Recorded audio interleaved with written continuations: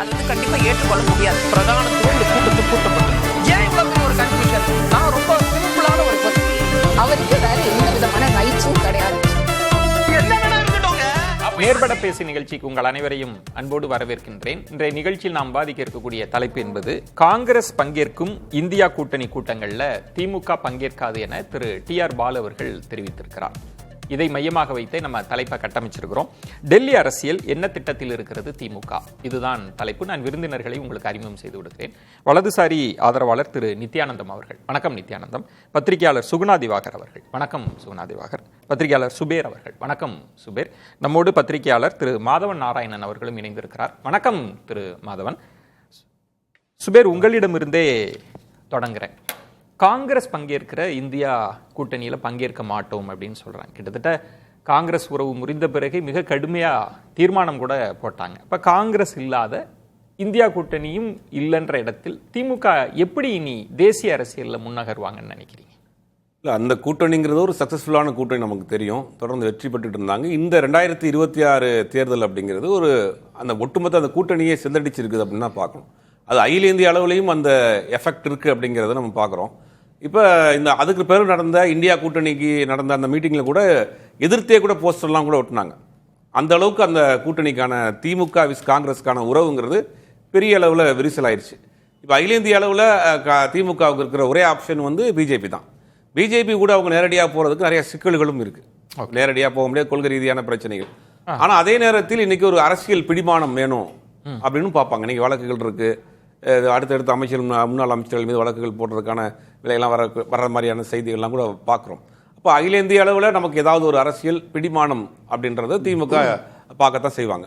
அதே நேரத்தில் பாஜகவிற்கு இந்த நேரத்தில் இந்தியா கூட்டணியை பலமிழக்க வைக்கணும், வலுவிழக்க வைக்கணும். அப்படிங்கும் போது அப்போ அந்த கூட்டணியில் இருக்கக்கூடிய கட்சிகளை ஒன்றுன்னா கொஞ்சம் காலி பண்ணக்கூடிய வேலையை செய்கிறாங்க. இப்போ பார்த்தீங்கன்னா மம்தா பானர்ஜியினுடைய 20 எம்பிகள் இந்த பக்கம் வந்துட்டாங்க பார்த்தோம். அதே மாதிரி அரவிந்த் கெஜ்ரிவால் இந்த கூட்டத்துக்கு போகல, அவரும் புறக்கணிச்சிருக்கிறாரு. அப்போ இந்தியா கூட்டணியில் இருக்கக்கூடிய மேஜர் பார்ட்னர் யாருன்னா திமுக அவங்க வெளியே வந்துட்டாங்க. சமாஜ்வாதி பார்ட்டி மட்டும்தான் இப்போ அங்கே உடன் இருக்கிறாங்க. சமாஜ்வாதி பார்ட்டியை பொறுத்தவரை சமாஜ்வாதி காங்கிரஸ் அப்படிங்கிறது அடுத்த வருடம் யூபியில் நடக்கக்கூடிய தேர்தலை மையப்படுத்தி அவங்க அதை உடனே எந்த விதமான முடிவும் எடுத்த மாட்டாங்க.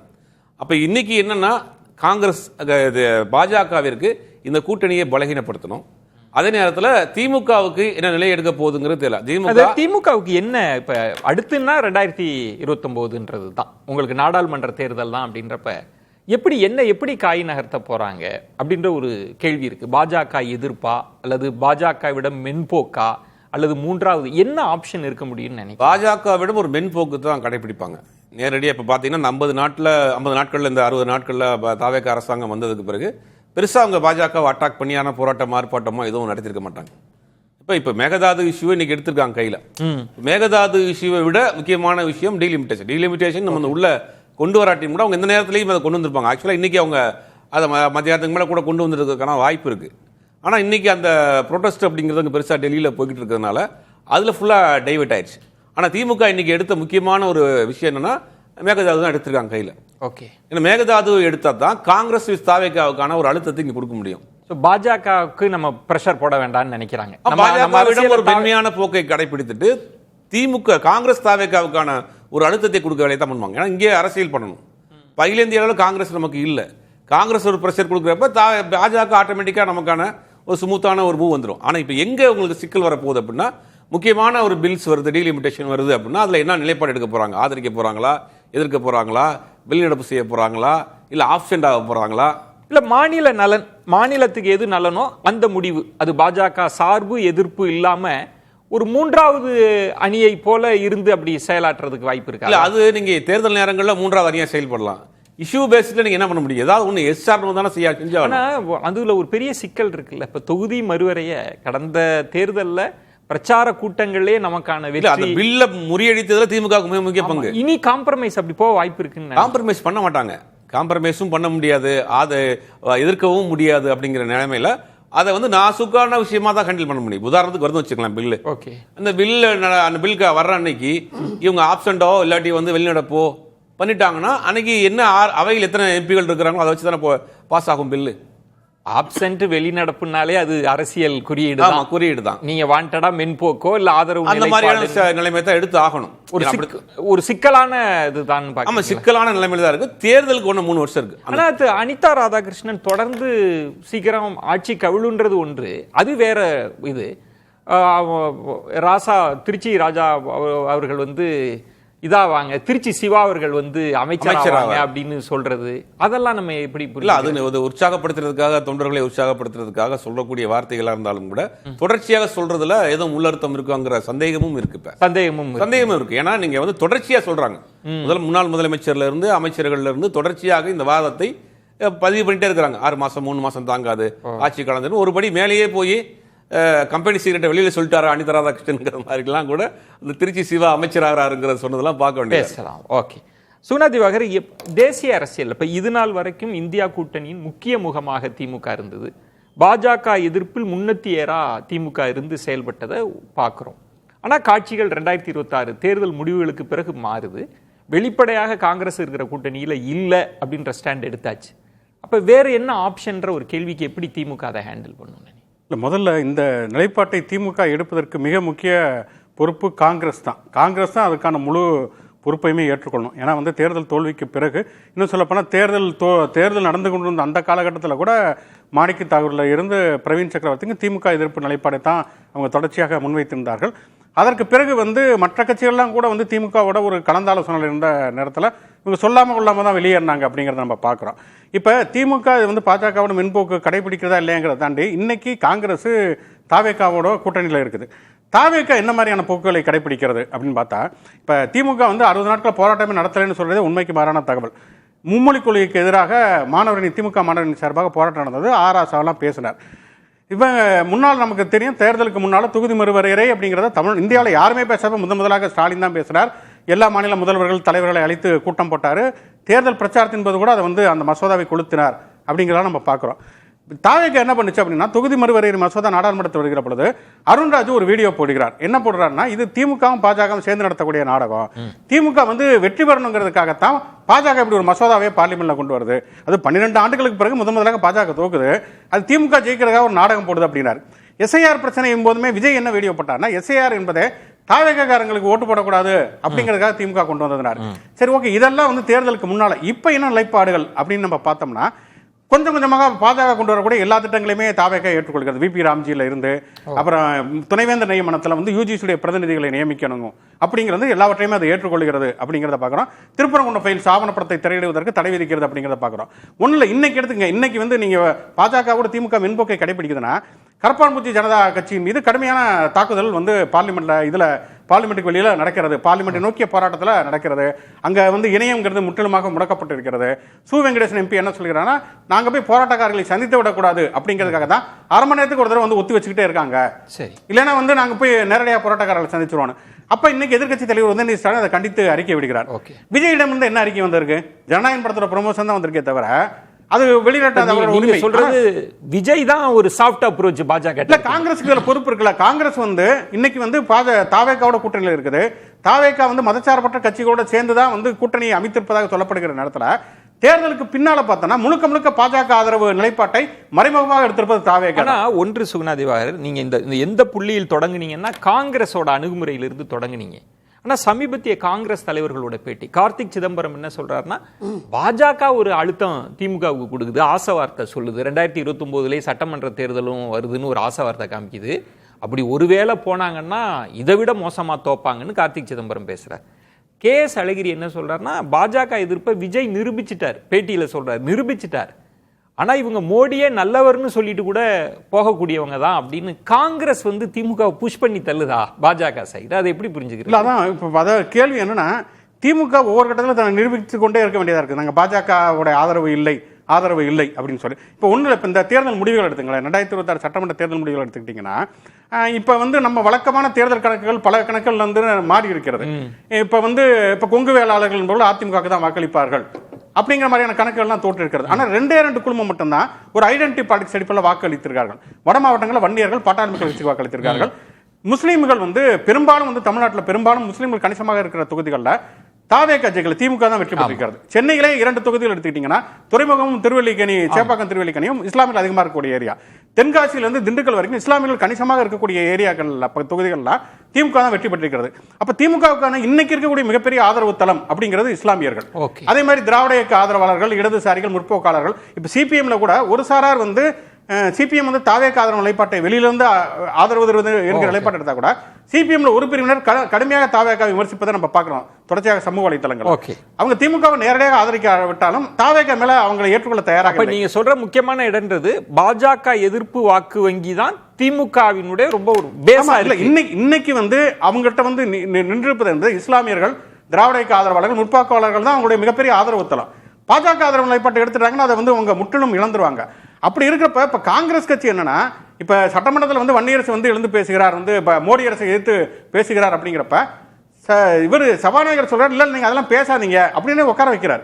அப்ப காங்கிரஸ் கட்சி வந்து யார்கிட்ட இப்ப திமுக அவங்க கேட்டுக்கிட்டே இருக்காங்களே, நீங்க பிஜேபி பக்கம் போயிடாதீங்க, பிஜேபி பக்கம் போயிடாதீங்க கேள்வி வந்து அவங்க யார்கிட்ட கேட்கணும், விஜய்கிட்ட கேட்கணும். நீங்க உங்க பார்வையில பாஜக எதிர்ப்பில் தான் திமுக நிக்கும்.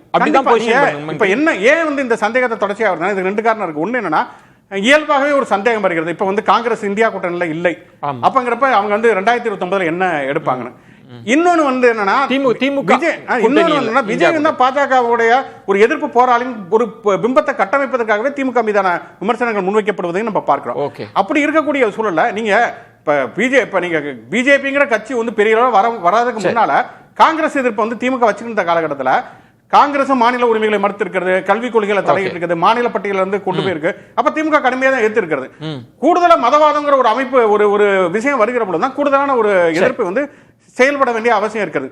இன்னைக்கு நீங்க இந்தியா கூட்டணி, இப்ப இந்தியா கூட்டணிங்கிறது இருக்குமாங்கிறதே ஒரு சந்தேகம் இருக்கு. இன்னொன்று, பிரதமர் வேட்பாளர்னு ஒருவேளை அவங்களுக்கு ராகுல் காந்தி இருக்கலாம், பாஜக அணியில யார் இருக்காங்களோ அங்க யார் வேணாலும் மோடி அவர்கள் கூட இருக்கலாம்ல. அப்போ திமுகவுக்கு அதை தானே சுபேர் சொல்றார், ஒரு சிக்கலான சூழல்ல இருக்கு. நான் கேட்கிறேன், 2024 தேர்தல் இந்தியா கூட்டணியில திமுக சந்திச்சதுல பிரதமர் வேட்பாளர் யாரு? சுபேர். அதுதான் RS பாரதி பிரதமர் வேட்பாளர் கிடையாது. 2019 தேர்தலையும் காங்கிரஸ் கூட சொல்லாத போது ராகுல் காந்தி பிரதமர் வேட்பாளர் சொன்னவர் ஸ்டாலின். 2024 இந்தியா கூட்டணி தானே தவிர அங்க பிரதமர் வேட்பாளர் கிடையாது. சுனாதிவார் சொன்ன இடம் தான். RS பாரதி அவர்கள்ட்ட கேட்கிறப்ப அவங்க சொல்றாங்க 24 உண்மையில திரு ஸ்டாலின் அவர்களை முன்னிறுத்தின தேர்தல். ஸ்டாலின் அவர்கள் வந்து ராகுல் காந்தியை முன்னிறுத்தினார். 2019 திரு ஸ்டாலின் அவர்கள் தான் இங்க பிரதமர் வேட்பாளராக நம்ம அவரை முன்மொழிஞ்சால் தமிழ்நாட்டில் தேர்தலில் சந்திச்சோம். ராகுல் காந்தி கிடையாது. 24 இல்ல, 19 தான், 24 கிடையாது. அப்படிங்கும் போது அது வந்து அன்னைக்கு வந்து அகில இந்திய அளவில் ஒரு கூட்டணி இருக்குங்க. ஓகே, அந்த கூட்டணியில இருக்காங்க, காங்கிரஸ் இருக்கு, கம்யூனிஸ்ட் இருக்கு, ஒரு கூட்டணி, வலுவான கூட்டணியோட அன்னைக்கு தேர்தல் சந்திச்சாங்க. அது வெற்றிகரமான கூட்டணி. 19, 21 ஜெயிச்சிருக்காங்க. இடையில உள்ளாட்சி தேர்தல், தேர்தல் நிறைய ஜெயிச்சிட்டு இருக்காங்க. இல்ல, நான் ஒரே கேள்வி, சுனாதிவார் சொல்ற மாதிரி பாஜக எதிர்ப்பிலே நாங்க இருக்கிறோம், எங்களோட ஆதார வாக்கு வங்கின்றது அதுல இருந்து தான் இருக்கு, இன்னும் தீவிரமாக களமாடுவோம்.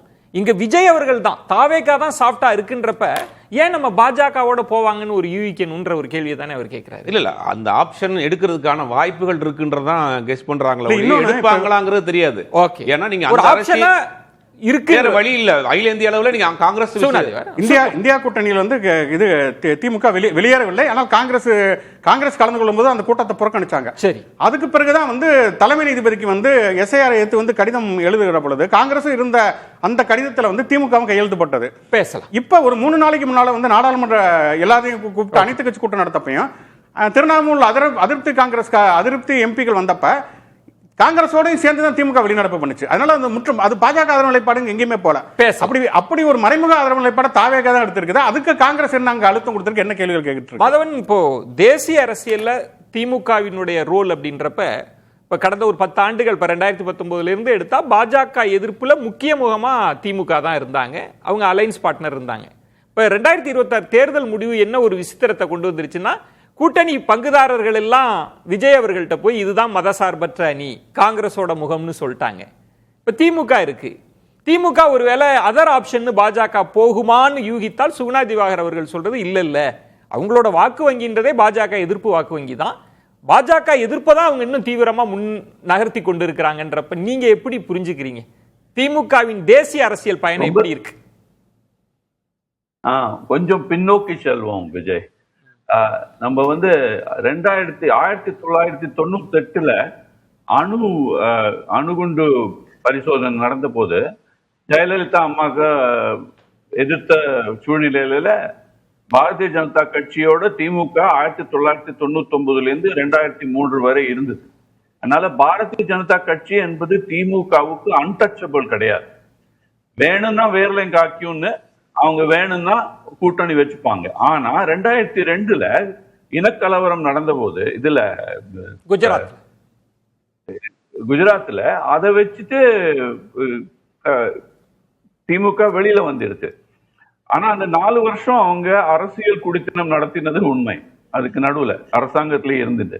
அதனால தனக்கு ஆதாயம் கிடைச்சதுன்னா திமுக வளைஞ்சு கொடுக்குங்கிறது ஒரு வரலாறு தெரிந்த உண்மை. ஆனா கொள்கை ரீதியில சித்தாந்தம், மதசார்பின்மை, சோசியலிசம், அப்புறம் சுற்றுப்புறம் சார்ந்த சில விஷயங்கள், தூத்துக்குடியில நடந்த சம்பவம், அது எல்லாத்தையும் பின்னணியில வச்சு பாத்தீங்கன்னா திமுகவுக்கு சித்தாந்த ரீதியில பாரதிய ஜனதா கட்சியோட அவ்வளவு சுலபமாக ஒத்து போகாது.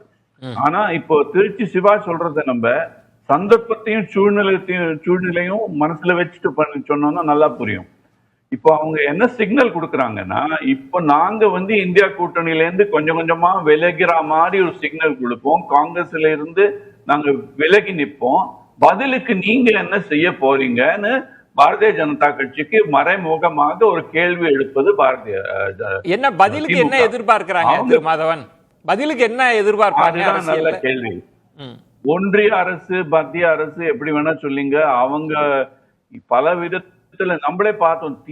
திமுகவோட வலுவான ஆட்சி இருக்கும் போதே ஆளுநர் மூலமாகவும் வேறு சில பொருளாதார ரீதியான சில ஒரு ரோப், அந்த கயிற்றாட்டம், பொம்மலாட்டம் சொல்லலாம், அதை வச்சு அவங்க இந்தியாவோட அரசியல் அமைப்புல நீங்க பாத்தீங்கன்னா மத்திய அரசுக்கு பல விதமான சக்திகள் உண்டு. அதுல பாரதிய ஜனதா கட்சி இன்னும் தன்னுடைய வலுவை கூட்டுற மாதிரி நிறைய விஷயங்கள் பண்ணியிருக்கு. இந்த one nation one tax GST கொண்டு வந்ததுல இருந்து பல விதமான பப்ளிக் செக்டர், பொதுத்துறையில உள்ள கம்பெனிகளோட எந்த மாதிரி இன்வெஸ்ட்மெண்ட் முதலீடு நடக்கிறது, அதை எல்லாம் வச்சு பலவிதமா தமிழ்நாட்டுக்கு லாபமும் பண்ணலாம், நஷ்டமும் பண்ணலாம் மத்திய அரசு.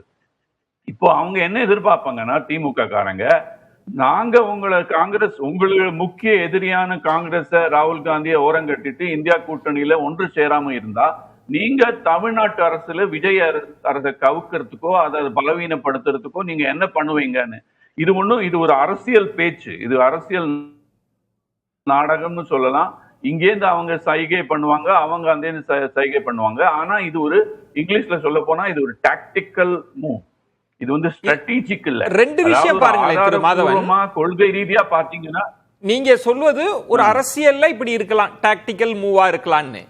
இப்ப இந்த சைடு நகர்ந்து வந்தா சுகுணா திவாகர் சொன்ன மாதிரி விஜய் அவர்கள் பாஜக குறித்து பேசுவதே இல்லை, தாவேகாவுக்கு அப்படி ஒரு நிலைப்பாடையே காண்பிக்க மாட்டாங்க. அவரும் டாக்டிக்கலா தானே அணுகிறாரு. நான் உங்கள்கிட்டயும் ஒரு மென்போக்குன்ற தன்மை தானே இருக்கு. கரெக்ட். இப்போ அதுல என்னன்னா, இங்கிலீஷ்ல கேட்ட மாதிரி லெட் சி ஹூ பிளிங்க்ஸ் ஃபர்ஸ்ட்பாங்க அமெரிக்கால. அதாவது இது யாரு முதல்ல விட்டு கொடுக்குறாங்க, ஏன்னா இது விடா கொண்டனும் கொடா கண்டனுங்கிற மாதிரி. அந்த காலத்துல ஜெயலலிதா எம்ஜிஆர் காலத்துல இதே உறவு தான் இருந்தது. அங்க அதிமுக இருந்த இடத்த இப்போ தாவேகா பிடித்ததுனால மத்திய அரசுல தேசிய லெவல்ல இருக்கிற பார்ட்டியோட அதே உறவு தான். நீங்க இந்த பக்கம் நகர்ந்தா நாங்க அந்த பக்கம் போவோம், நாங்க அந்த பக்கம் நகர்ந்தா நீங்க இந்த பக்கம் வாங்கங்கிற ஒரு இது.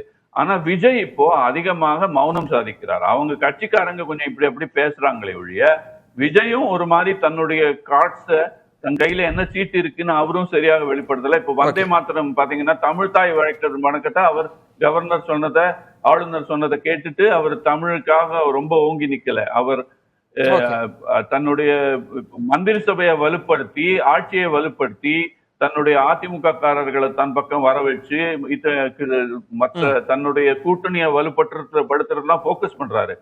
இப்போ திமுகக்கு இருதலை கொள்ளி எறும்பு மாதிரி இப்போ கூழுக்கும் ஆசை மீசைக்கும் ஆசை. ஒரு பக்கம் அவங்கள லாங் டேர்ம பார்த்தானா அவங்க திரும்பி ஆட்சிக்கு வரணும் தமிழ்நாட்டுல. இப்போ இருக்கிற பேஸே போயிடுச்சு. இப்போ ஒரு விதமான let me show you an irony, ஒரு மாதிரி ஒரு வினோதமான ஒரு இடம் ப்ளீஸ் முடிச்சிருங்க. நீட் தேர்வுக்கு எதிர்ப்பு தெரிவித்த முதல் ஆள் ஸ்டாலின் தான். அப்போ நீட் தேர்வை வச்சு கரப்பாம்பூச்சி ஜனதா கட்சி, காக்ரோச் ஜனதா கட்சி இன்னைக்கு இயக்கத்தை நடந்திருக்கிறது. திமுக அதை இன்னைக்கு இன்ஃபேக்ட் எனக்கு ரொம்ப அதிசயமா இருந்தது. நம்ம தலைப்பே நம்ம காங்கிரஸ் திமுக கூட்டணி பத்தியோ உறவை பத்தியோ பேசுறோமே ஒழிய, இன்னைக்கு டெல்லியில நான் உட்கார்ந்து டெல்லியில நடக்கிறது இந்த கரப்பாம்பூச்சி கட்சி சார்ந்த போராட்டம் தான். அந்த போராட்டத்துல நீட்டு சார்ந்த போராட்டத்துல நீட்டை எதிர்த்து நின்ற திமுக இன்னைக்கு ரொம்பவே அடக்கி வாசிச்சு இருக்கு. அந்த மௌனத்தையும் நம்ம காது கொடுத்து கேட்கணும். இந்த மௌனத்துக்கு அர்த்தம் என்ன? அதே அர்த்தம் தான் இந்திய கூட்டணி. ஒரு கேள்வி, ஒருவேளை ஒரு மூன்றாவது அணி மாதிரி பாஜக எதிர்ப்பிலேயே நின்று களமாட முடியாதா? பாஜகவோடு ஒரு சமரச போக்கு போனாதான் சர்வைவல் பண்ண முடியுமா? அப்படிதான் சூழல் இருக்குன்றீங்களா நீங்க? நல்ல கேள்வி, ரொம்ப நல்ல கேள்வி. இன்னைக்கு நீங்க பாருங்க, காங்கிரஸ் பங்கேற்கும் இந்தியா கூட்டணி கூட்டங்களில் திமுக பங்கேற்காதுன்னு தான் பாலு சொல்றார். இது கூட்டணியில பங்கேற்க மாட்டோம்னு சொல்றது இல்ல, கூட்டணியோட கூட்டத்துல தான் பங்கேற்க மாட்டார். அதனால அவ ஒரு விரல் இப்போ சமாஜ்வாதி கட்சி அல்லது மத்த இந்திய கூட்டணி ஆம் ஆத்மி இடதுசாரி மூலமாக திமுக திருப்பி இந்திய கூட்டணியில தன்னுடைய செல்வாக்கோட நுழைந்து ஏதாவது பண்ண முடிந்தா அதுவும் திமுக நல்லதுதான். அவங்க வேணும்ட்டே ஃப்ளூயிடா வச்சிருக்காங்க சிச்சுவேஷன். ஓகே, எல்லாத்துக்குமான ஒரு ஸ்பேஸ கொடுக்கிற மாதிரி இருக்கிறாங்கன்றீங்க. நம்ம தொடர்ந்து பேசலாம். நித்யானந்தம், எப்படி பாக்குறீங்க? இங்கு பாஜகவோடு திமுக மென்போக்கா இருக்கா? பாஜக திமுகவை எப்படி பாக்குதுன்ற ஒரு பார்வை, தாவேகா தான் மென்போக்கா இருக்குன்றது இன்னொன்னு, திமுக அதே ஸ்டாண்ட்ல இருந்து அதிதீவிரமா எதிர்த்தும் ஒரு ஸ்பேஸ் இருக்குன்ற பார்வைலாம் இருக்கு. நீங்க எப்படி புரிஞ்சுக்கிறீங்க இந்த விஷயத்தை? நேர்பட பேசு நேயர்களுக்கு என்னுடைய பணிவான வணக்கத்தினை தெரிவித்துக் கொள்கின்றேன். அரசியல் ஒரு குழம்பிய குட்டையாக இருக்கிறது என்பதை எல்லோரும் ஏற்றுக்கொள்வார்கள். தமிழ்நாட்டில் எல்லாம் தமிழ்நாட்டில், குறிப்பாக தமிழ்நாட்டில் இப்போ திமுகவுடைய நிலை டெல்லி அரசியலில் எப்படி இருக்க முடியும், எந்த வழியில் செல்ல முடியும் தான் நம்ம இப்போ பேசிகிட்டு இருக்கிறோம். அரசியலிலே நிரந்தர பகையும் இல்லை நட்பும் இல்லை என்பது ஏற்கனவே எழுதப்படாத ஒரு சட்டமாக தொடர்ந்து சொல்லிக் கொண்டு வருவது. அதை வைத்து பார்க்கின்ற பொழுது எப்படி மாறும் என்பதை நாம் யூகிக்க முடியும். அது மட்டுமல்ல, காங்கிரஸ் கட்சியை தன்னுடன் சேர்த்து அவர்களுக்கு அமைச்சரவையும் கொடுத்து கிடைக்கின்ற ஒரு ராஜ்யசபா உறுப்பினரை கூட காங்கிரஸுக்கு கொடுத்து தாவேகா செயல்படும் என்றால் அதை பாரதிய ஜனதா கட்சி எத்தனை நாள் வேடிக்கை பார்த்து கொண்டிருக்கும்? வேடிக்கை தான் பார்க்க முடியும், வேற என்ன செய்ய முடியும்? அதுக்கு தான் சொல்றேன், அந்த வேடிக்கை பார்க்கறது மட்டும் முடியும்னு நீங்க சொல்றீங்க. நான் என்ன சொல்றேன்னா, இவர்களுக்கு பாடம் புகட்ட வேண்டும் என்றால் தமிழகத்திலே யார் வேண்டும் துணைக்கு என்று அவர்கள் யோசிப்பார்கள். அண்ணா திராவிட முன்னேற்ற கழகத்தை வைத்துதான் திராவிட முன்னேற்ற கழகத்தை அவர்கள் மொத்தமாக தீர்த்து கட்ட வேண்டும் என்று முடிவு செய்தார்கள். ஆனால் விஜய் அவர்கள் வந்து விட்டார்கள். இப்போ விஜய் காங்கிரஸோடு இவ்வளவு நெருக்கமாக அவர்களுக்கு அமைச்சரவையும் கொடுத்திருக்கின்ற பொழுது ஒரு முதல் எதிரியாக சொல்லாவிட்டாலும் கூட பாரதிய ஜனதா கட்சி காங்கிரஸ் முக்து பாரத் என்ற ஒரு கோரிக்கை, ஒரு கோஷம் இருக்கின்ற காரணத்தினால நிச்சயமாக விஜய் அவர்கள் இந்த நிலையிலே இருக்கின்றவரை விஜய்க்கு மேலிடத்தில் அரசியல் ரீதியான எந்த விதமான ஆதாயத்தையும் விட்டு கொடுக்க மாட்டார்கள் பாஜக. ஓகே சார், திராவிட முன்னேற்ற கழகத்துக்கு வரும். திராவிட முன்னேற்ற கழகம் காங்கிரஸ் கலந்து கொள்கின்ற கூட்டத்திலே கலந்து கொள்ள மாட்டோம் என்று சொல்கிறார்கள். அவர்களுக்கு ஒரு இரண்டு சிந்தனை இருக்கும். ஓகே, காங்கிரஸ் கலந்து கொள்கின்ற கூட்டத்தில் கலந்துக்க மாட்டோம் என்றால் நிச்சயமாக தேர்தலிலே அவர்கள் கூட்டணி கிடையாது, விஜயோடு அவர்கள் இருக்கிறார்கள். திராவிட முன்னேற்ற கழகத்துக்கு டெல்லி முக்கியம் அல்ல, தமிழ்நாடு தான் முக்கியம். எனவே விஜய் அவர்களை தொடர்ந்து ஆட்சியிலே நீடிக்க விடலாமா அல்லது 5 ஆண்டுகள் அவர் கழித்தாலும் கூட மேலும் அவரை வெற்றி பெறுவதற்கான ஒரு வாய்ப்பை நாம் விட்டு கொடுக்கலாமா என்று சிந்திக்கின்ற பொழுது விஜய் தான் அவருக்கு முதல் எதிரியாக தோன்றுவார். ஸோ விஜய் சென்ட்ரியா தான் யோசிப்பாங்கன்றீங்க? ஆமாம், ஏன்னா அவங்களுடைய பேஸ், அவங்களுடைய அடித்தளமே தமிழ்நாடு தான்.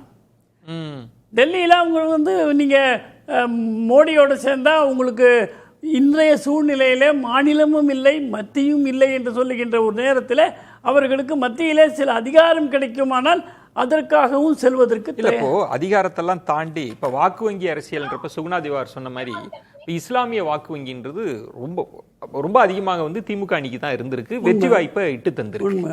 அதே மாதிரி அவங்க முன்வைத்த பாஜக எதிர்ப்பினால் வந்த வாக்கு வங்கி தான் கிட்டத்தட்ட 1.5 கோடி வாக்கு வந்திருக்குன்னா அதை எப்படி இழப்பாங்க? பாஜகவுக்கு போயிடுச்சுன்னா அதெல்லாம் அதை இழக்க மாட்டாங்க அவங்க. அப்ப பாஜகவோட நெருங்க முடியாது. இல்ல, they are all committed DMK voters. அவங்க என்ன பண்ணுவாங்க, நம்முடைய சூழ்நிலை என்னன்னு அவர்களுக்கு சொல்வதற்கான இடம் இருக்கிறது, ஆட்கள் இருக்கிறார்கள். இதுதான் நிலைமை. ஆமா, இதிலே நாம் சற்று விட்டு கொடுத்தால் நம்முடைய வாக்குகளையும் சேர்த்து விஜயை வீழ்த்துவதற்கு வேறு யுக்தி இல்லை என்று சொல்லுகின்ற பொழுது நிச்சயமாக திராவிட முன்னேற்ற கழகத்தை ஆதரிக்கக்கூடிய அந்த திராவிட முன்னேற்ற கழக கமிட்டட் ஓட்டர்ஸ், அவருக்கு அந்த கட்சிக்காகவே உதயசூரியனுக்காகவே வாக்களிப்போம் என்று சொல்லக்கூடியவர்கள் எந்த மைனாரிட்டி அலைன்ஸ்ன்றது வரதுக்கு வாய்ப்பு இருக்கு. பாஜக திமுக அதுக்கான வாய்ப்பு இருக்கு, அதை நிராகரிக்கலாம் முடியாது. அது it's too early to say. ஆனா அந்த மாதிரியான போக்கிலே போய்கொண்டிருக்கிறது. நான் அதைத்தான் சொல்ல வந்தேன். ஒருவேளை காங்கிரஸை இவர்கள் அந்த கூட்டத்தில் கலந்து கொள்ள மாட்டேன் என்று சொல்வதன் மூலமாக காங்கிரஸில் இருந்து இப்போ சமாஜ்வாதி கட்சி கூட இருக்கு, வேறு கட்சி எதுவுமே சேர்ந்து விடக்கூடாது, பாராளுமன்றத்தில் ஏன் 3வது அணி என்று காங்கிரஸை தள்ளிவிட்டு இருக்கக்கூடாது என்று நினைத்தால் நிச்சயமாக காங்கிரஸ் முக்து பாரத்தை மோடி சொல்வதை ஸ்டாலின் அவர்களும் ஏற்பார்கள். இந்த இடத்துல சுகுணா திவாகர் ஒரு முக்கியமான இடம்ன்றது திரு நித்யானந்தம் சொன்ன மாதிரி இன்னைக்கு தமிழக அரசியல் விஜய் சென்ட்ரிக்கா மாறுது. விஜய் அவர்களை வீழ்த்துறது, தாவேக்காவை வீழ்த்துறதுன்ற இடம். நீங்க தேசிய அரசியல்ல சமாஜ்வாதி கட்சி இருக்கலாம், ராஷ்டிரிய ஜனதா தளம்லாம் இருக்கலாம், அந்த கட்சிகளால் தமிழ்நாட்டில் வாக்கு வங்கியை கொண்டு வர முடியாது. திமுகவிடம் இதுவரை இருந்த மதசார்பற்ற கூட்டணி கட்சிகள்லாம் அங்க போயிட்டாங்க. இப்ப இங்கு ஜெயிக்கிறதுக்கு அலைன்ஸ் வேண்டாமா? அங்க அதைத்தான் மாதவன் சொன்னாங்க, சுபேர் அவர்களும் சொன்னாங்க. அப்ப ரீஅலைன்மெண்ட் இல்லாம என்ன பண்ணுவாங்கன்ற கேள்வி இருக்குல்ல. இல்ல, இப்ப இதுல 3 விஷயமா பார்க்கணும். ஒண்ணு என்னன்னா, நீங்க விஜயை வீழ்த்த வேண்டும், தாவேக்காவை வீழ்த்த வேண்டும்னா திமுக தன்னை திடப்படுத்திக் கொண்டு தாவேக்காவை சந்திப்பது ஒரு வழி. இன்னொன்னு தாவேக்காவோட ஆட்சியை கவிழ்ப்பது. அப்படின்னா அதெல்லாம் கிட்டத்தட்ட அந்த ஜெயலலிதா காலகட்டம் 98 முடிஞ்சு போச்சு. இனிமேல் வந்து யாருமே வந்து இன்னொரு மாநில அரசனுடைய எஸ்ஆர் பொம்மை வழக்குக்கு பிறகு நீங்க வந்து ஒன்றியத்தில் இருக்கக்கூடிய எந்த அரசோட நட்பா இருந்தாலும் ஒரு மாநில அரசை கவிழ்க்கவே முடியாது. அப்படி இருக்கக்கூடிய சூழல்ல தமிழ்நாட்டில் வந்து தாவேக்காவை வீழ்த்தணும், மீண்டும் ஆட்சிக்கு வரணும்னா அலையன்ஸ் சேரது ஒரு பக்கம் இருக்கட்டும், அவங்களுக்கு இருக்கிற வாக்கு வங்கி அது இழக்கிற மாதிரி தான் இருக்கு. அவங்க பிஜேபியோட கூட்டணி சேர்ந்து அதிமுகவே ஜெயிக்கலையா, திமுக கூட்டணி சேர்ந்து எப்படி ஜெயிக்க முடியும்? இப்போ ஏன்னா சூழல் தான். இப்போ மாதவன் அவர்கள் சொன்னதும் நித்யானந்தம் அவர்கள் சொல்றதும் கண்டிஷனிங் தானே. அன்னைக்கு பாஜகவோடு போகிற போது திமுக என்ன பேசினாங்க, வாஜ்பாய் அவர்களை பத்தி பேசினதா இருக்கட்டும், சூழலை பத்தி பேசினதா இருக்கட்டும், அன்னைக்கு ஒரு கட்டமைப்பை உருவாக்குறாங்க. பாஜக விஜயன் ஒரு இடையில ஒண்ணு, இன்றைக்கு அவர் வெளிநாட்டிலிருந்து வந்த உடனே சொன்ன பத்திரிகையாளர் சந்திப்பில் அந்த தொகுதி மறுவரைவு வந்த பொழுது அவர் சொன்னது 39க்கு 1 குறைந்தால் கூட ஆதரிக்க மாட்டோம் என்று சொன்னாங்க. பாஜக 39 தான் என்று என்றைக்கிருந்தோ சொல்லிக் கொண்டுதான் இருக்கிறது. அங்கே ஒரு உடன்பாடு ஏற்படுகிறது அல்லவா? 39 50% கேட்டாங்க. அந்த இடத்துல இதை இப்படி வாங்களேன். இப்ப மாதவன் அவர்கள் சொன்ன மாதிரி ஒரு அலைன்ஸ் விட்டு வெளியேறுவதா இருக்கட்டும், புதுசா வரதா இருக்கட்டும், சூழலை புரிஞ்சுக்கிட்டு கண்டிஷனிங் பண்றது தானே. இன்னைக்கு இருக்கிற சூழல் அப்படி போகாதுன்றீங்களா திமுக? எடுக்கவே மாட்டாங்க. 98 நிலைமை எடுத்து பாத்தீங்கன்னா 98ல வாஜ்பாய்க்கு ஒரு சாஃப்ட் ஃபேஸ் இருந்தது. அன்னைக்கு ஜெயலலிதா வந்து திமுகவுடைய அரசை கவிழ்க்கணுங்கிற ஒரு நிர்பந்தம் இருந்தது. அப்போ ஒரு காமன் மினிமம் ப்ரோக்ராமோட திமுக சேர்ந்தது. அதுவே தவறு தான், என்னை பொறுத்த வரைக்கும் அது கடுமையான விமர்சனத்துக்குரியது. இன்னைக்கு அப்படி அதை கடந்து வந்து கிட்டத்தட்ட 30 ஆண்டுகள் வந்து திமுக வந்துருச்சு. வாஜ்பாய் மாதிரி கிடையாது மோடி மீது கடுமையான விமர்சனங்களை திமுக வைத்து விட்ட பிறகு அவங்களோட போய் சேர்ந்து கொள்வது, காமன் மினிமம் ப்ரோக்ராம் இருந்தா கூட சேர்ந்து கொள்வதுங்கிறது இன்னைக்கு சாத்தியமே கிடையாது. நீங்க இன்னொரு ஆங்கில யோசிச்சு பாருங்க. இப்ப திமுக விட்டுருங்க, இப்ப தாவேகா வருதுங்க. தாவேகா கிட்டத்தட்ட 76 நாட்களாக வந்து காங்கிரஸ் அவங்களோட அலையன்ஸ் இருக்காங்கல்ல, ஏன் அவங்க ஒரு அலையன்ஸுக்கு தமிழ்நாட்டில் ஃபார்ம் பண்ணவே இல்லை? காங்கிரஸ் விசிகா எல்லாமே அவங்களுடைய திமுக கூட்டணி எல்லாமே போயிட்டாங்கல்ல, ஏன் ஒரு கூட்டணியை வந்து தாவேகா உருவாக்கவே இல்லை? ஜூலை 1ஆம் தேதி வந்து தனக்கு ஆதரவு தெரிவித்த கட்சிகளுக்கு நன்றி தெரிவிக்கிறார் விஜய். அதுக்கப்புறம் திருமாவளவன் பேசுறப்ப என்ன சொல்றாருன்னா, வெறுமனே நன்றி தான் தெரிவிச்சாரே தவிர கூட்டணி அவர் ஃபார்ம் பண்ணல, கூட்டணி வந்து அவர் வந்து பெயர் வைக்கல. தனக்கு கிடைச்ச குழந்தை பிறந்துருச்சு, பேரு தான் இன்னும் வைக்காம இருக்காங்க. மனசுல அந்த பேர் அந்த இடத்துல ரொம்ப நுட்பமா கவனிக்கணும். தனக்கு கிடைச்ச எம்பி சீட்டை காங்கிரஸ் கொடுத்துறாங்க. ஏன்னா பார்லிமெண்ட்ல போனா பாஜக எதிர்க்கணும். பாஜகவுக்கு எதிராக ஒரு கூட்டணியும் அமைப்பதற்கு தாவேகா தயாராக இல்லை. தாவேகாவுடைய நிலைப்பாடு என்னன்னா, கொஞ்சம் கொஞ்சமா அதிமுக எம்எல்ஏக்களை உருவி அவங்கள தாவேகா எம்எல்ஏக்களாக மாத்தி அந்த ஒரு வலிமையோடு நடத்துவது. இது வந்து காங்கிரஸோட இருப்பதுங்கிறது என்னைக்கு இருந்தாலும் சிக்கல். ஏன்னா பாஜகவை பொறுத்த வரைக்கும் நீங்க கடந்த கால ஆட்சியில கூட திமுகவோட காங்கிரஸ் பாஜகவுக்கு இருந்த பிரச்சனையோட காங்கிரஸ் அவங்களுக்கு அலையன்ஸ் இருந்தாங்க தான். சவுத் இந்தியாவில் எல்லா இடத்துலயுமே காங்கிரஸ் வந்துருச்சு. தமிழ்நாட்டிலே நீங்க வந்து அதிகாரத்தில் பங்கு கொடுத்துருக்கிற நீங்க திமுகவுக்கு பிரஷர் கிடையாது, தாவேகாவுக்கு தான் கூடுதல் பிரஷர். பேசலாம். இப்போ திரு மாதவன், சுகுணா திவாகர் அவர்கள் சொல்ற பாயிண்ட்ன்றது நமக்கு இன்னைக்கு திமுகவுக்கு ஆப்ஷன் இல்லை, அதனால அவங்களுக்கு பாஜக தான் அப்படின்ற ஒரு பாயிண்ட் நம்ம பேசுறோம்னா, சுகுணா திவாகர் சொல்றாங்க திரு ஸ்டாலின் அவர்கள் 2019 அது 17 அவர் பொறுப்பேற்றது முதல் அவர் பாஜக எதிர்ப்புல தான் இவ்வளவு காலம் பயணப்பட்டிருக்காங்க, திரும்பி வரதுக்கான வாய்ப்பு இல்லை. ஒண்ணு. இன்னொன்னு, தாவேகாவே இந்த அலைன்ஸ்ல இருக்குமா, பாஜக எதிர்ப்புல இருப்பாங்களான்றதையும் நம்ம யோசிக்கணும். அது வரைக்கும் வெயிட் அண்ட் சீ தான்ன்றது தானே அவர் பார்வையா இருக்கு. நீங்க எப்படி பாக்குறீங்க? டெல்லியில இருந்து தமிழ்நாடு அரசியலை பாக்குறப்ப எப்படி தோணுது? எப்படி தோணுதுன்னா, இப்போ ரெண்டு பேருமே, இப்போ அவர் நித்யானந்தம் ஒண்ணு நல்லா சொன்னார், தமிழ்நாடு தான் திமுகவுக்கு முக்கியம்னார்.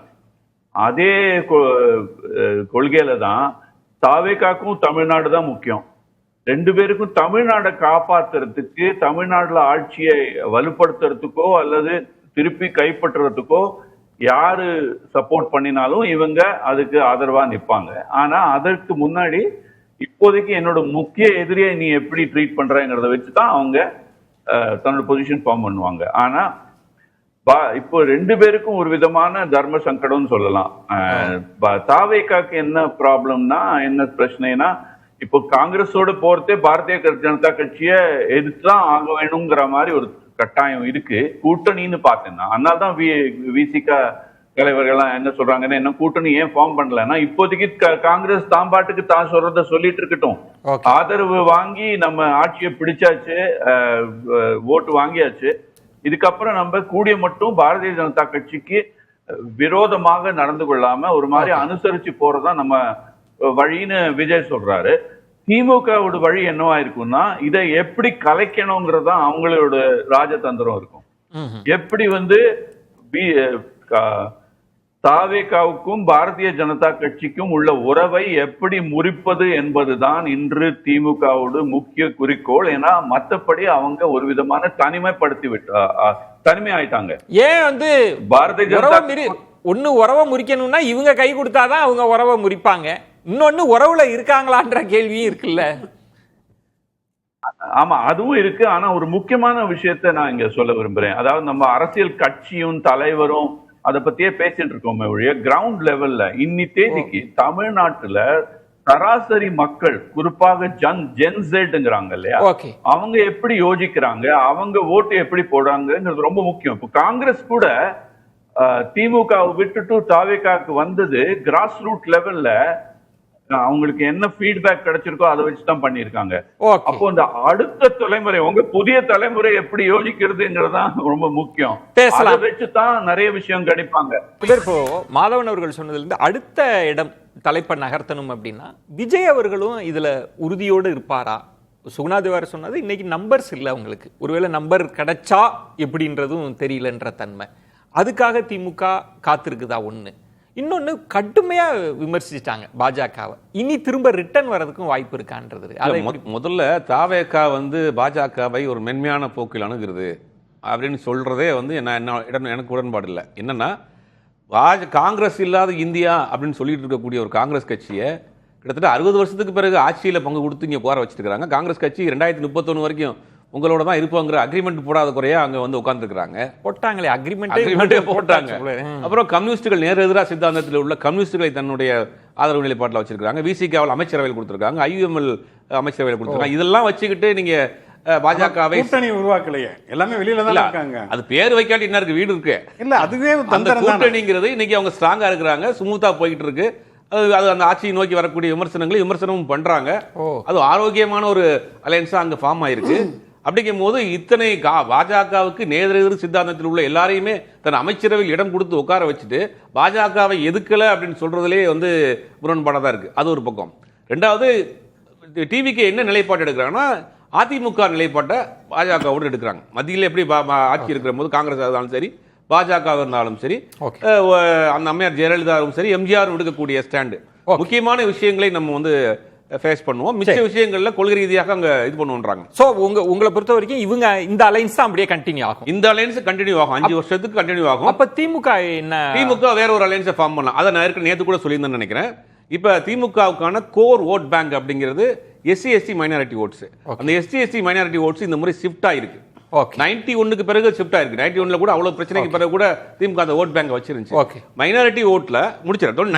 மைனாரிட்டி ஓட்ல பெரும்பாலான கிறிஸ்துவ ஓட்டுகள் இந்த பக்கம் போயிடுச்சு. இஸ்லாமியர் ஓட்டு மட்டும் தான் இருக்கு. அப்ப இதே அரசியலை, இதே ஆட்களை, இதே ஐடியாலஜியோட திமுக திருப்பி டிராவல் பண்ணுமாங்கிறத அரசியல் கணக்கை மாத்தி போடுவாங்க. ஓபிசி அரசியலை கையெடுக்கிறதுக்கான வாய்ப்புகளும் இருக்கு. பேசலாம். அப்ப சுனதிவர் அவர் சொன்னதுல முக்கியமான பாயிண்ட்ன்றது கூட்டணி கட்சிகள் அங்க ஷிஃப்ட் ஆயிட்டாங்க. கூட்டணி கட்சிகள் அவங்களுக்கு அவரோட சைலன்ஸுக்கு ஆதரவு தெரிவிக்கிறாங்க. எல்லாத்துக்கும் எதுக்கணும்லாம் அவசியம் இல்லை, எல்லாத்தையும் பேசணும்னு அவசியம் இல்லை, செயல்ல காட்டினா போதுன்னு அவரை மந்திரி சபையிலே கொடுத்துட்டாரு. இன்னொன்று, கூட்டணி கட்சிகளுக்கான வாக்கு வங்கியும் ஷிஃப்ட் ஆன பிறகு நீங்க வெற்றி கோட்டை தொடணும்னா ரீஅலைன்மெண்ட்ன்ற ஒரே ஆப்ஷன் தான். வெறும் பாஜக எதிர்ப்பு மட்டும் அவங்களுக்கு வெற்றியை கொடுத்துருமா திமுகவுக்கு? இல்லை, இதில் இப்போ திமுக பாஜகவோட கூட்டணிக்கு போகணும்னா அதுக்கு 3 காரணங்கள் தான் சொல்ல முடியும். ஒன்று, காங்கிரஸை பழி வாங்கணும். ரெண்டாவது வந்து திமுக வந்து தனிமைப்படுத்தப்பட்டு விட்டுருச்சு, யாரை நம்பி வந்து அடுத்த எலெக்ஷன் நிற்கணும், அப்போ வந்து பாஜகவோட அவங்க போகலாமே.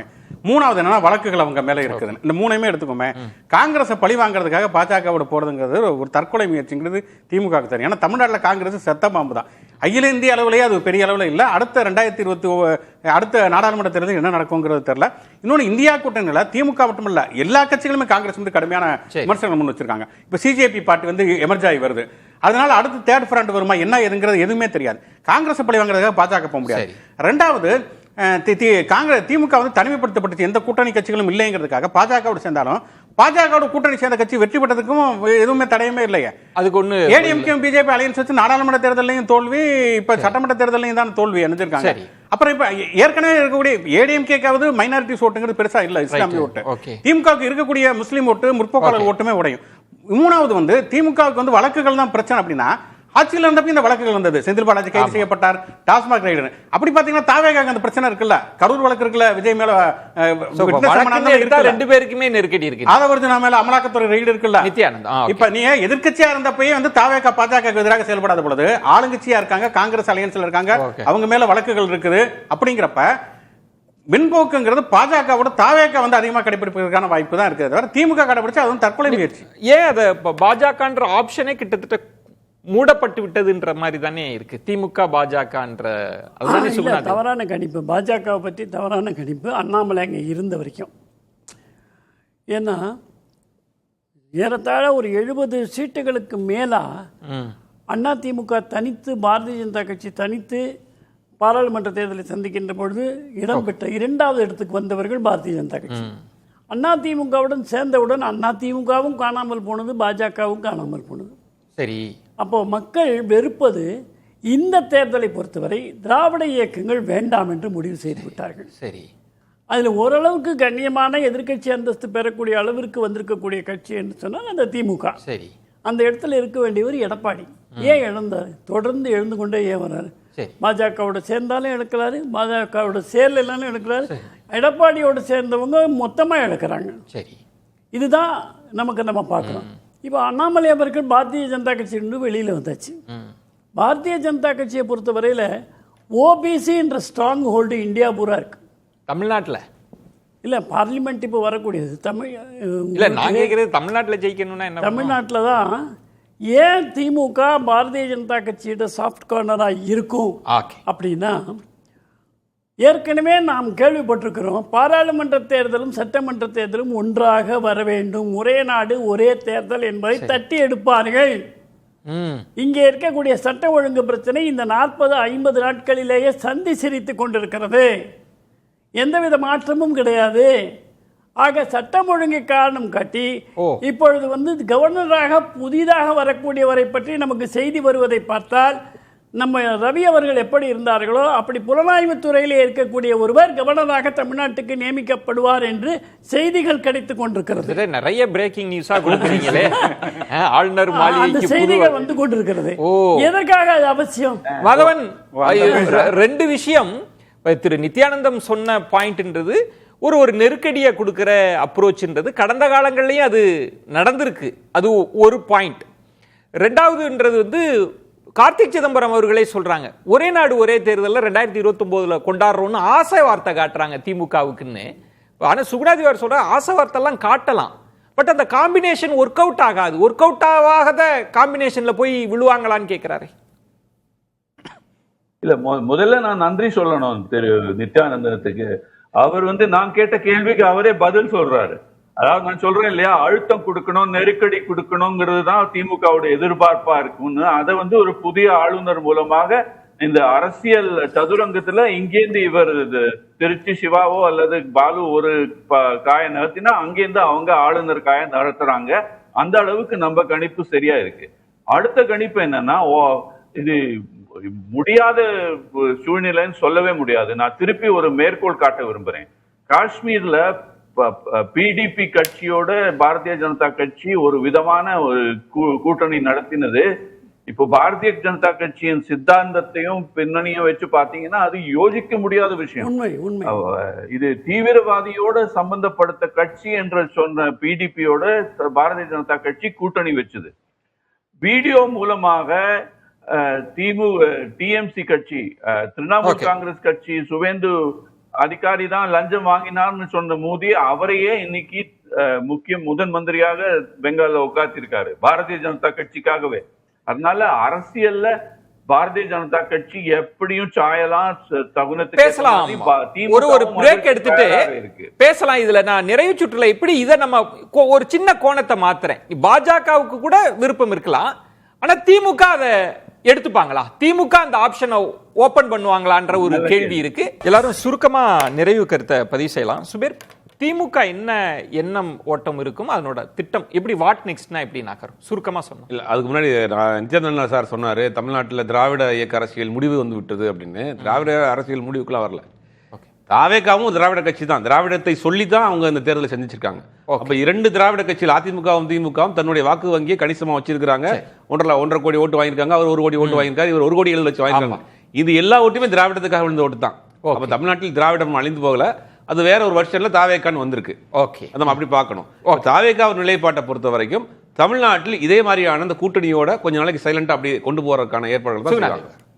திமுக பாயிண்ட் ஆஃப் வியூ, திமுகவை பொறுத்த வரைக்கும் பாஜக ஆதரவு நிலைப்பாடுங்கிறது அதை எடுக்கிறதுங்கிறது அது தன்னுடைய ஆதரவு தளத்தை இழந்துவிடக்கூடிய ஒரு தற்கொலை முயற்சியாகத்தான் இருக்கும். அதனால கண்டிப்பா அதை எடுக்க மாட்டாங்க. முதல்ல அவங்க கட்சியை மறுகட்டமைப்பு செய்வது, அதுக்கப்புறம் மாநில அரசியலில் கவனம் செலுத்துவது, அதுலதான் அவங்களுடைய முதன்மை நோக்கம். சுருக்கமா what next DMK point of view தான். திமுக பாயிண்ட் ஆஃப் வியூவை பொறுத்த வரைக்கும் எதிரி யார் என்று தீர்மானித்து விட்டால் யாரோடு சேர வேண்டும் என்று யோசிக்கவே மாட்டாங்க. இது அவசர நம்ம நெருக்கடி நிலையில கூட பார்த்துருக்கோம். கம்யூனிஸ்டும் பிஜேபி ஜனசங்கமும் ஒன்னா இருந்தது. அதனால திமுக கம்யூனிஸ்ட் ஜனசங்கம் மாதிரி கூட கிடையாது. குறைந்தபட்ச அதாவது காமன் மினிமம் ப்ரோக்ராம்ல அவங்க சேர்ந்து எதிரி தான் முக்கியம் அவங்களுக்கு. ஆமா, எதிரியை வீழ்த்தினாதான் அவங்க இருக்க முடியும், இல்லைன்னா கட்சி இருக்க முடியாதுங்க. இவரே சொல்லிட்டாரு விஜய் கூட ஒரு திராவிட கட்சி தான். அப்ப அந்த 2 பேரும் அவசியம் இல்லாம போயிடுமே. திரு மாதவன், வாட் நெக்ஸ்ட்? நான் இதை கொஞ்சம் வித்தியாசமா பார்க்க விரும்புறேன் விஜயன். சமூக கூட்டணி, சாதி அரசியல், பொருளாதார வளர்ச்சி, இதை திருப்பி கூட்டணி மாறிக்கிறது, இதுக்கெல்லாம் அப்பாற்பட்டு ஒரு தலைமுறை வித்தியாசம், ஜெனரேஷனல் சேஞ்ச் நடந்துட்டு இருக்கு தமிழ்நாட்டு சமூக. நான் தமிழ்நாட்டு அரசியல பாக்குற போது இந்த சாட் ஷோலாம் நீயா நானா அதெல்லாம் பார்ப்பேன். ஒரு உளவியல் ரீதியில அரசியல் உளவியல்னு ஒரு சப்ஜெக்டே இருக்கு, சோசியல் சைக்காலஜி.